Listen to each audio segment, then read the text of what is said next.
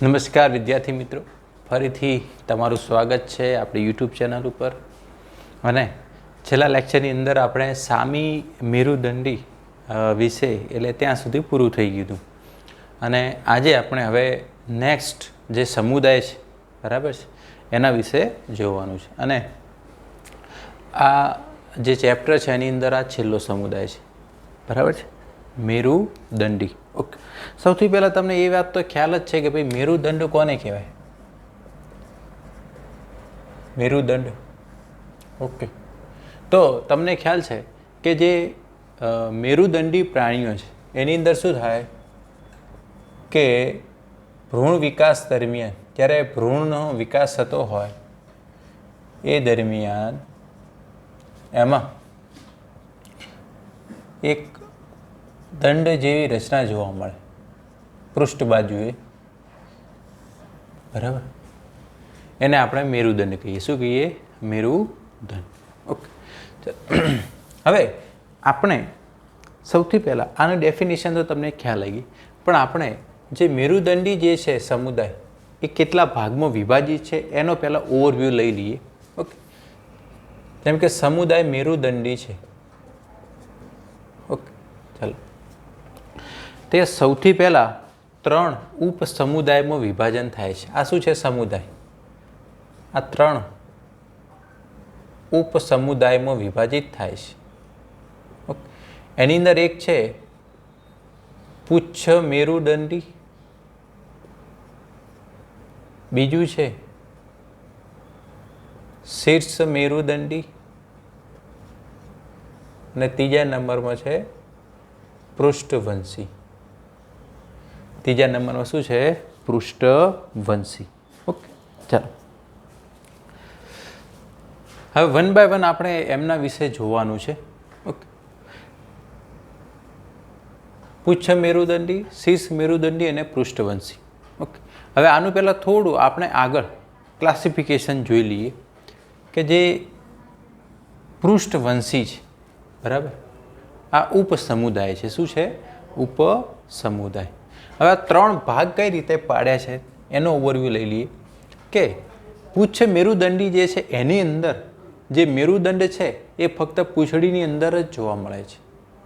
Okay, ને એ પણ ડિમ્બ અવસ્થામાં. કઈ અવસ્થામાં? ડિમ્બ અવસ્થામાં. શીર્ષ મેરુદંડી છે એની અંદર જે આ મેરુદંડ છે, બરાબર, એ શીર્ષથી લઈ અને પૂંછડી સુધી જોવા મળે છે સમગ્ર જીવન દરમિયાન. ઓકે, જ્યારે પૃષ્ઠવંશીઓમાં કેવું થાય કે ગર્ભી અવસ્થામાં જે મેરુદંડ છે, બરાબર, એ કરોડ સ્તંભમાં ફેરવાય. તો જેમાં કરોડ સ્તંભમાં ફેરવાતો એ બધા પ્રાણીઓને સામે મૂકવામાં આવે પૃષ્ઠવંશીમાં. આપણે બધા આપણી અંદર શું થઈ ગયું છે? મેરુદંડ એ કરોડ સ્તંભમાં ફેરવાઈ ગયું છે. શેમાં ફેરવાઈ ગયું છે? કરોડ સ્તંભમાં. એટલે આપણે બધા પૃષ્ઠવંશીઓમાં આવીએ. શેમાં આવીએ? પૃષ્ઠવંશીઓમાં. ઓકે, હવે આપણે સૌથી પહેલાં પૃષ્ઠવંશીઓનું થોડું ક્લાસિફિકેશન જોઈ લઈએ કે જે પણ આ પૃષ્ઠવંશીઓ છે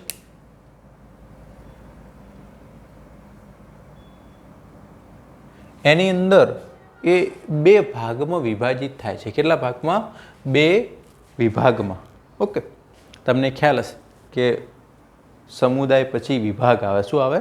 સમુદાય પછી નીચે ઉપસમુદાય પણ આવે, જે આપણે અહીંયા લખ્યું. ઓકે, ચાલો.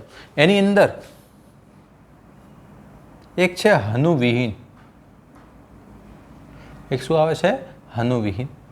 એટલે જડબાવિહીન કહેવાય એને, બરાબર. આની અંદર એક જ વર્ગનો સમાવેશ થાય છે, ચુસમુખા સમુદાય. કયો સમુદાય વર્ગ આવે છે? આ સમુદાય, ઉપસમુદાય, વિભાગ આવ્યું અને વર્ગ આવ્યું. શું આવ્યું? વર્ગ. ઓકે, આપણે 1 બાય 1 એ ડિટેલમાં જોઈશું, પણ અત્યારે તમારો ઓવરવ્યૂ થઈ જાય કે આની અંદર આવું આવે છે. ઓકે, હવે બીજો ભાગ પડે છે, જે વિભાગ છે અહીંયા, હનુધારી. હનુધારી એટલે જડબા યુક્ત. હનુધારી એટલે જડબા યુક્ત. ઓકે, હવે જડબા યુક્ત જે છે એની અંદર 2 ભાગ પડે છે. એની અંદર મત્સ્ય અને ચતુષ્પાદ. મત્સ્ય અને ચતુષ્પાદ. ઓકે, કે એની અંદર બરાબર. તો એ તમે જોશો આ વિભાગ છે બરાબર. આર્ય ઉપરી વર્ગ બંને છે. મત્સ્યની અંદર હવે આ બંને વર્ગ છે. મત્સ્યની અંદર બે મત્સ્ય આવે, એક કાસ્તી મત્સ્ય અને બીજો વર્ગ આવે છે અસ્થિ મત્સ્ય. ઓકે, ચતુષ્પાદ જે છે જે ઉપરી વર્ગ એની અંદર 4 વર્ગ આવે છે. ઓકે, એ 4 વર્ગો છે એની અંદર એક છે ઉભયજીવી વર્ગ, બીજો છે સરીસૃપ વર્ગ, એના પછી છે વિહગ અને એના પછી છે સસ્તન વર્ગ. ઓકે, તો આ 4 વર્ગ છે. તો આપણે જે પણ મેરુદંડી, હવે આપણે આટલું ભણવાનું બાકી છે બરાબર છે. આ ચાર્ટ દ્વારા તમને હવે આટલી વસ્તુ ખ્યાલ આવી ગઈ હશે કે આપણે હવે આટલું ભણવાનું છે 1 બાય 1.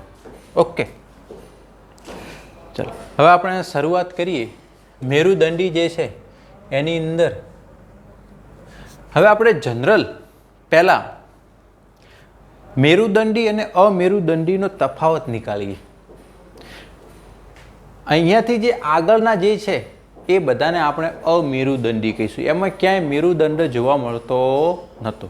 આગળના એટલે છેક સછિદ્રથી લઈ અને આપણે સામી મેરુદંડી સુધી. ક્યાં સુધી? સામી મેરુદંડી. ઓકે, ચલો. તો સૌથી પહેલાં જે પણ મેરુદંડી પ્રાણીઓ છે બરાબર, આપણે અહીંયા તફાવત લખી દઈએ કે એક બાજુ મેરુદંડી લખીએ અને બીજી બાજુ અમેરુદંડી પ્રાણી. એમની વચ્ચે થોડો એક તફાવત નિકાલ દઈએ. ઓકે, તો મેરુદંડીમાં તમે શું લખો પહેલાં તો કે ભાઈ આમાં મેરુદંડ હાજર હોય. મેરુદંડ હાજર. આની અંદર મેરુદંડ ના હોય. અમેરુદંડીમાં ક્યાંય મેરુદંડ હોય? ના હોય. ઓકે, ચલો. હવે બીજું ચેતાતંત્રની વાત કરી દઈએ કે આની અંદર જે મધ્યસ્થ ચેતાતંત્ર છે બરાબર, આની અંદર જે મધ્યસ્થ ચેતાતંત્ર જે છે એ પૃષ્ઠ બાજુઓ હોય, પોલું હોય અને એક વડું હોય. આપણું ચેતાતંત્ર કઈ બાજુએ છે? આપણે મેરુદંડની આપણી ચેતાતંત્ર પૃષ્ઠ બાજુએ છે. કઈ બાજુએ છે? પૃષ્ઠ બાજુ. વચ્ચેથી પોલું છે બરાબર છે અને એક વડું છે. કેવું છે? એક વડું.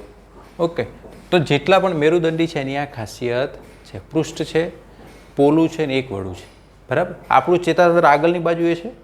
ના, પૃષ્ઠ બાજુએ છે. ઓકે, આપણું જે તમે કહો છો ખોપરી, એની અંદર મગજ છે, એ આપણો ચેતાતંત્રનો ભાગ છે. કરોડ સ્તંભ છે એની અંદર કરોડરજ્જુ છે, એ કોનો ભાગ છે? ચેતાતંત્ર. તો એ કઈ બાજુએ છે? પૃષ્ઠ બાજુએ. કઈ બાજુએ છે? પૃષ્ઠ બાજુએ. ઓકે, હવે પેલાઓની અંદર શું હોય? અમુકની અંદર એમાં પણ છે, પણ એમાં વક્ષ બાજુએ. તો એમાં શું હોય? તો આમની અંદર જે મધ્યસ્થ ચેતાતંત્ર હોય એ વક્ષ બાજુઓ હોય, નક્કર હોય અને બેવડું હોય. નક્કર એટલે વચ્ચે પોલાણ ના હોય, સ્પેસ ના હોય, જગ્યા. આપણા શું હોય? વચ્ચે સ્પેસ હોય, જગ્યા હોય, પોલું હોય. તો આ બીજો એક તફાવત. ઓકે, પછી આની અંદર બીજી એક ખાસિયત એ છે કે આપણે અંદર અમુક પ્રાણીઓ હોય એની અંદર ઝાલર ફાટ હોય. શું હોય? જે શ્વસન માટે હોય. કોના માટે હોય? ઓકે, તો આમની અંદર કંઠનાલીય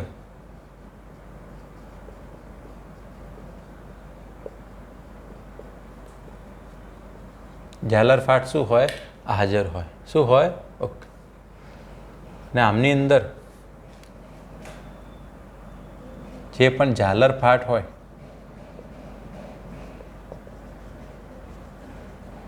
એ શું હોય? ગેરહાજર હોય. ઝાલર હોય પણ ઝાલર ફાટ ના હોય, બરાબર છે.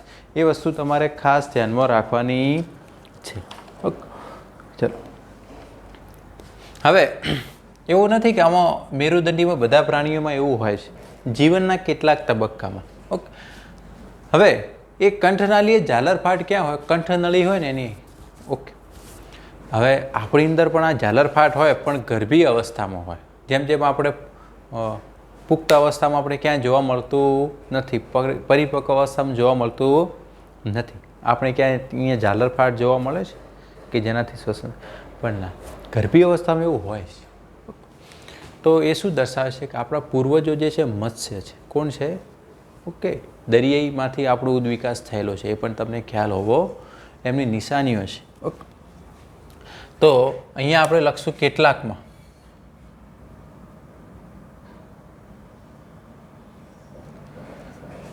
જીવન તબક્કા દરમિયાન એ વસ્તુ જોવા પેલામાં તો ગેરહાજર હોય છે. ઓકે, હવે વાત કરીએ હૃદય. આપણી અંદર હૃદય કઈ બાજુ હોય? કે ભાઈ વક્ષ બાજુ. કઈ બાજુ હોય?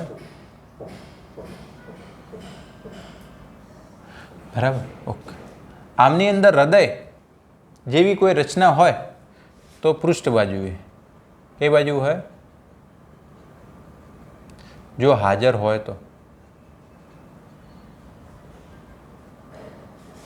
ઓકે, આપણે બંદામન એમાં હતું, બરાબર છે, હૃદયની રચના. ઓકે, પછી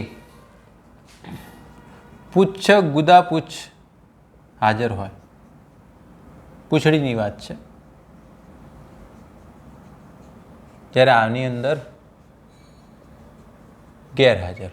આમની અંદર ક્યાંય પૂંછડી જોવા મળતી નથી. આમની અંદર મેરુદંડીમાં પુચ્છ ગુદા પુચ્છ હાજર છે. તો આટલું બેઝિક પહેલાં ડિફરન્સ તો તમારે ધ્યાનમાં રાખવું પડશે. ઓકે, ચાલો. હવે આપણે જે મેરુદંડી પ્રાણીઓ છે, બરાબર છે, એનો થોડો બેઝિક લક્ષણોની વાત કરી દઈએ કે જેટલા પણ મેરુદંડી છે એનું તમે કયું લક્ષણ લઈ શકો છો. લક્ષણો તો અમુક બેઝિક લક્ષણો તો કદાચ તમને ખ્યાલ હશે. તો સૌથી પહેલો મેરુદંડી જે છે એના બેઝિક લક્ષણમાં શું? આપણે હમણાં જ વાત કરી કે એની પૃષ્ઠ બાજુએ પોલું, બરાબર, એ મેરુદંડ હોય.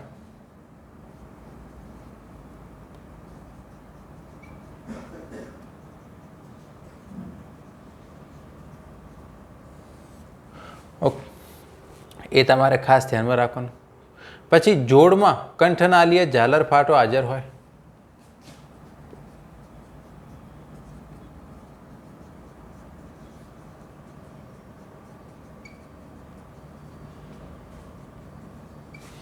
જોડમાં એટલે આ બાજુ હોય ને આ બાજુ હોય, જ્યાં કંઠનળી હોય ને એની નજીક, બરાબર છે. ઓકે, ત્યાં કંઠનાલીય ઝાલર ફાટો હાજર હોય. આપણી અંદર ના હોય પણ ગર્ભીય અવસ્થામાં હોય, એટલે મૂળ તો એનું લક્ષણોમાં આવી ગયું. પછી અમુક બેઝિક લક્ષણો તમે કહેશો કે ભાઈ સમમિતિ, દ્વિપાર્શ્વ સમમિતિ હશે, આ એક લક્ષણ. ઓકે, આ તો હવે કોમન કેરેક્ટર છે. લંબ અક્ષે પસાર થતી કોઈ મધ્યક્ષમાંથી તમને સરખા ભાગમાં જમણા ડાબામાં વિભાજિત થઈ શકે તો એ દ્વિપાર્શ્વ સમમિતિ કહેવાય. પછી આ બધા જ પ્રાણીઓ કેવા હોય? ત્રિગર્ભસ્તરી હોય. કેવા હોય? ત્રિગર્ભસ્તરી. ઓકે, એ તો હવે આપણને ખ્યાલ આવી ગયો. બધામાં અંગતંત્ર સ્તરીય આયોજન હોય. કેવું હોય? ઓકે, પછી દેહ કોષ્ઠી હોય, એટલે પાચન માર્ગ અને શરીર દિવાલ વચ્ચે શું હોય? જગ્યા હોય. અને પુચ્છ ગુદા પુચ્છ હોય. પૂંછડી એનલ તેલની વાત કરવામાં આવી છે, એ એની અંદર હાજર હશે. તો આટલું તો તમારે મગજની અંદર ખાસ ધ્યાનમાં રાખવાનું છે. ઓકે, ચાલો ચાલો. તો આ બેઝિક લક્ષણો થઈ ગયા. હવે આપણે વન બાય વન આ પુચ્છ મેરુદંડી, શીર્ષ મેરુદંડી, પછી પૃષ્ઠવંશી વિશે જોઈએ.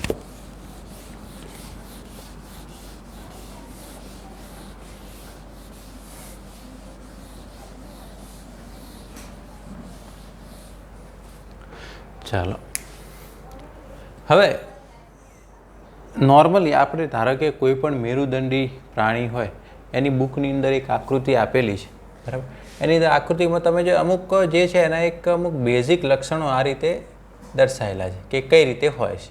ઓકે, એમાં ધારો કે આ કોઈ એક પ્રાણી છે મેરુદંડી, કયું છે અહીંયા આપેલું નથી, બરાબર. ધારો કે એનું પાચન માર્ગ છે, આ એનું પાચન માર્ગ, બરાબર. આ એનું મુખ છે, મુખ દ્વાર, ને આ રહ્યું આ મળ દ્વાર, બરાબર. અહીંયા એની આ પૂંછ, ગુદા પૂંછ છે. ચલો, પાચન માર્ગ હોય એટલે સંપૂર્ણ, આ તો અંદરનો ભાગ દેખાડ્યો. ઓકે, ધારો કે અહીંયા જે કંઠ નળી હોય તો એની બહાર અહીંયા શું હોય? કંઠનાલીય ઝાલર ફાટ.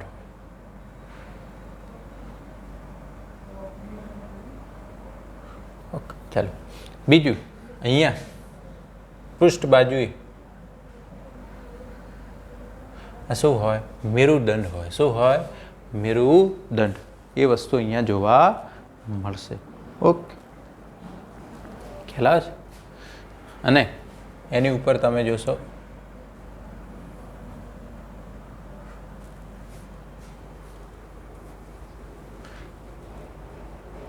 એનો પૃષ્ઠ ચેતા રજ્જુ કહેવાય. શું કહેવાય? પૃષ્ઠ ચેતા રજ્જુ.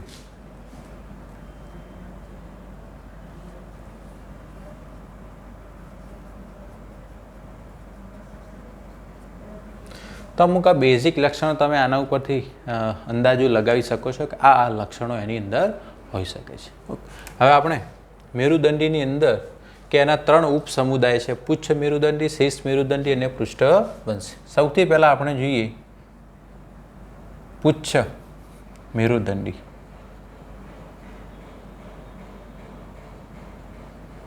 ચાલો, હવે પુચ્છ મેરુદંડીની શું ખાસિયત છે એને બીજા નામથી પણ ઓળખવામાં આવે છે, એ પણ લખી દઈએ.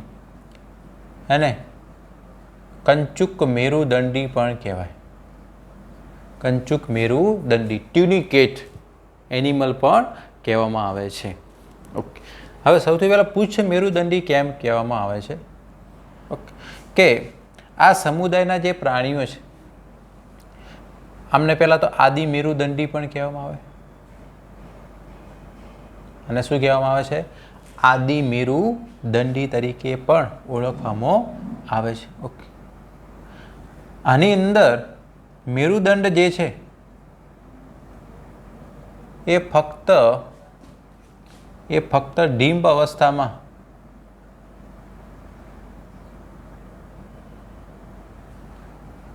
પૂંછડીમાં જ જોવા મળે છે.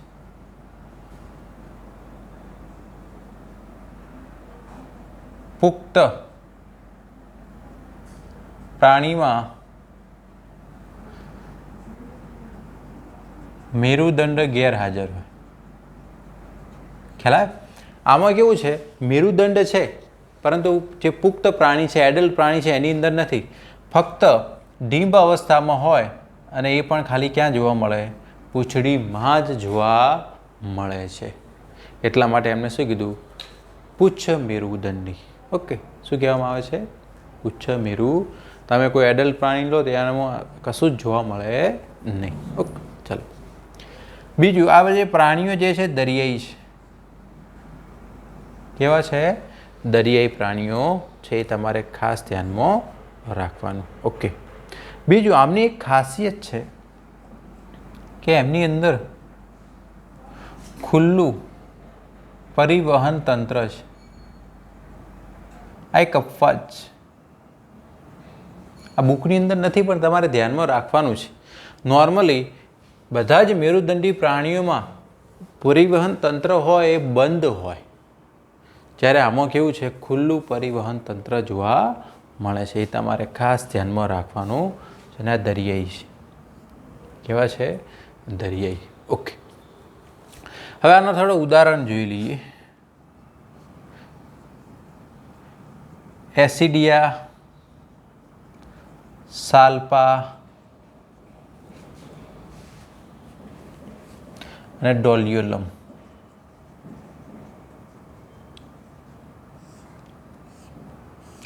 ઓકે, એના ઉદાહરણ છે. હવે દેખો, આને પુચ્છ મેરુદંડી તો કેમ કહેવામાં આવે તમને? કંચુક મેરુદંડી એટલા માટે કે આ પ્રાણીઓ જે છે આ સ્થાયી હોય. કેવા હોય? એક જ જગ્યાએ રહે, બરાબર. ધારો કે આ કોઈ પ્રાણી જે છે આપણે એને ડ્રો કરી પૂછ મેરુદંડી, બરાબર. બુકની અંદર પણ તમારે એ આપેલું છે. ઓકે, હવે અહીંયા ડ્રો કરી દઈએ એને.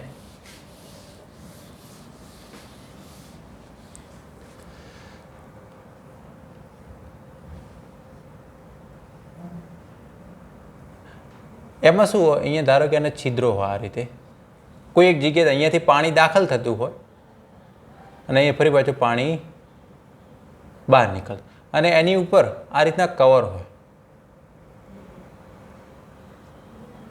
બરાબર. એટલે આ ટ્યુનિકેટ કહેવાય, કંચુક કહેવાય. અને શું કહેવાય, આપણે જે લેધર હોય ને એના જેવું મટીરિયલ હોય, બરાબર. એટલે એને ટ્યુનિકેટ. અને આ કહેવાય એક જ જગ્યાએ ચોંટેલા હોય એટલે સ્થાયી કહેવાય. શું કહેવાય, સ્થાયી. પણ એનું ડિંબ હોય એ પાછો તરતો હોય, અને ડિંબ કેવો હોય, એ પાછો સ્થાયી હોય નહીં, એ પાછો પાણીમાં તરતો રહેતો હોય છે. ઓકે, હવે તમે કહે ડિંબ અવસ્થા કોને કહેવાય, કે ભાઈ જ્યારે પણ કોઈ પણ પ્રાણીનો વિકાસ થતો હોય અને પુખ્ત પ્રાણી જેવું ના દેખાય, બરાબર, અમુક અવસ્થાઓમાંથી પસાર થઈને પછી એના જેવું દેખાય, તો એવા પ્રાણીઓમાં ડિંબ અવસ્થા કહેવાય. ઓકે, જેમ કે આપણે મનુષ્યમાં વિકાસ કેવો કહેવાય, સીધો વિકાસ કહેવાય. ગર્ભી અવસ્થામાં કે જ્યારે બાળકનો જન્મ થાય છે એ કેવું દેખાય છે, પુખ્ત પ્રાણી જેવું દેખાય. બે હાથ હોય, પગ હોય, જે નોર્મલ જે હોય. ઓકે, કંઈ અલગ છે કે પહેલાં એને પૂંછડી હોય ને પછી જેમ જેમ ગ્રોથ થાય એટલે પૂંછડી ના જોવા મળે ને એવું કંઈ હોય છે? ના. તો એમાં ક્યાંય ડિંબ અવસ્થા કહેવાય નહીં, વિકાસ સીધો કહેવાય. જેમાં ડિંબ અવસ્થા જોવા મળતી હોય તો એ પરોક્ષ વિકાસ કહેવાય. કેવો કહેવાય, પરોક્ષ વિકાસ. પણ આની અંદર તો તમારે આટલું ધ્યાનમાં રાખવાનું છે. ઓકે, હવે દેખો આમાં એક આટલી નોર્મલ આ બધી પરિસ્થિતિઓ જોવા મળે છે, છતાં પણ એને મેરુદંડીમાં મૂકી દીધો. શેમાં મૂકી દીધું, મેરુદંડીમાં. ઓકે, મેરુદંડ જોવા મળે છે એ પણ ખાલી કામાં આની અંદર પૂંછડીમાં, એ પાછો ડીપ અવસ્થામાં. ઓકે, એટલે આને ઉદાહરણ યાદ રાખવાની એક ટ્રીક છે, બરાબર. ઓકે, કે આની ટ્રીક એ છે કે સેડ,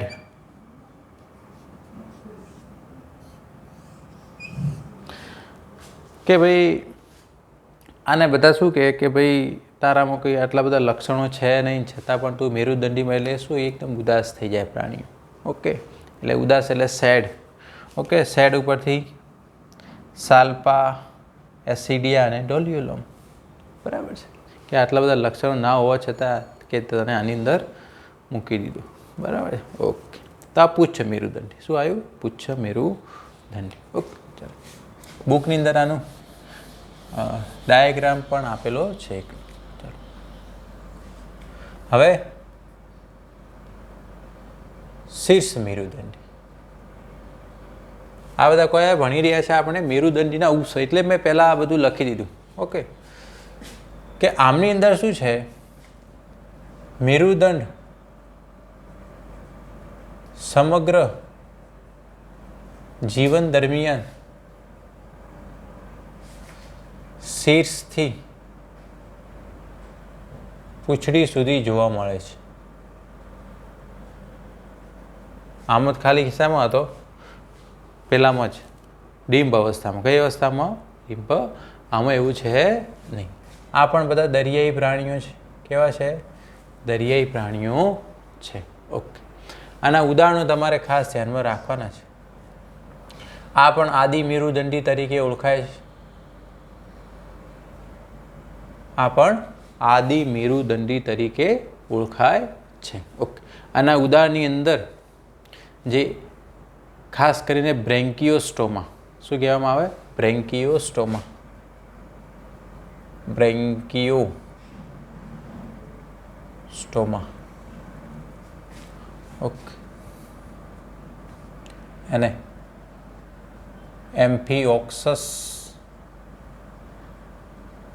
અને ઇંગ્લિશમાં એને લેન્સલેટ કહેવાય. શું કહેવાય, અહીંયા લખી દઈએ.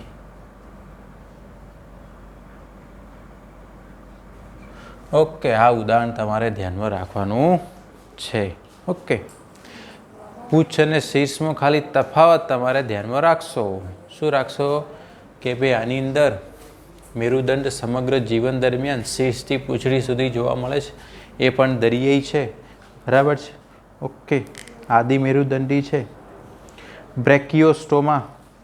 બરાબર. ઓકે, બ્રેકિયો.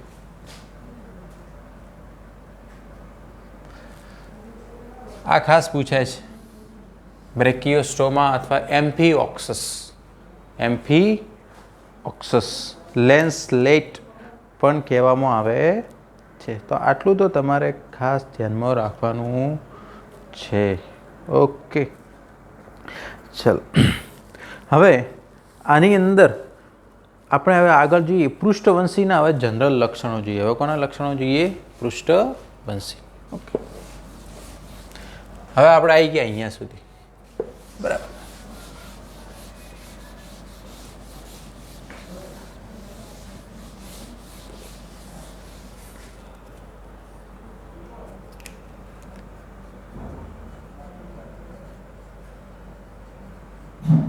ચાલો, પૃષ્ઠવંશી જે છે એ બાકીના મેરુદંડી જે છે એટલે કે આમના કરતાં કઈ રીતે અલગ પડે છે? શા માટે એમને એક અલગ ઉપસમુદાય મૂકવામાં આવે?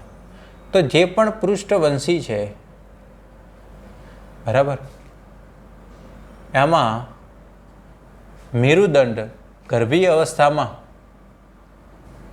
કાસ્થિમય અથવા અસ્થિમય કરોડ સ્તંભમાં ફેરવાય. શેમાં ફેરવાય?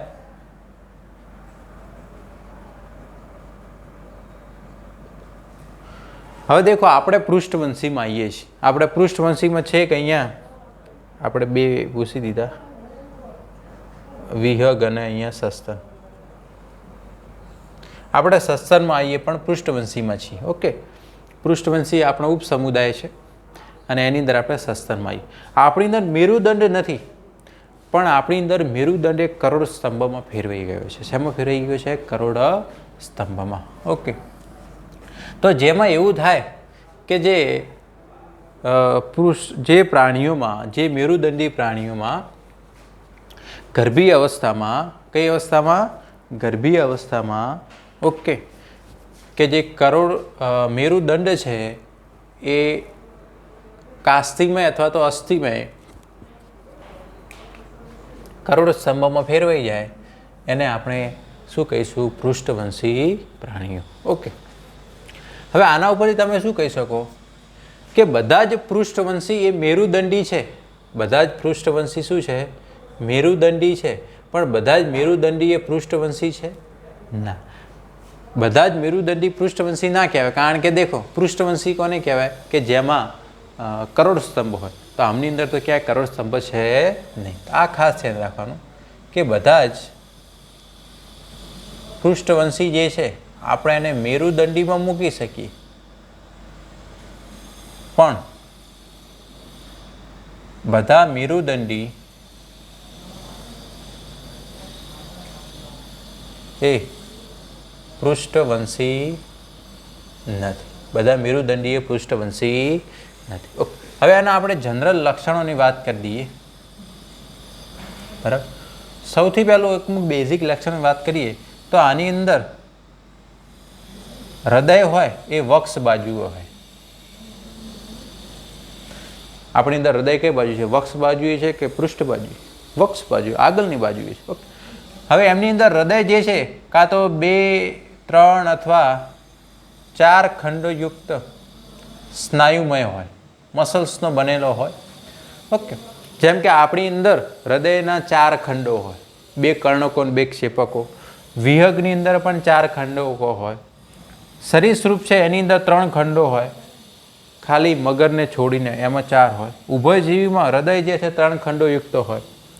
આમની અંદર હૃદય જે છે માછલીઓમાં 2 ખંડોયુક્ત હોય. કેટલા ખંડોયુક્ત હોય? 2 ખંડોયુક્ત. ઓકે, ખ્યાલ આવે છે? તો એક પહેલી લાક્ષણિકતા એ હોઈ શકે એની.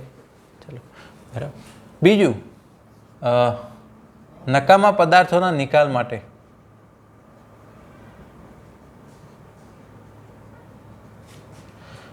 અને આશ્રુતિ નિયમન માટે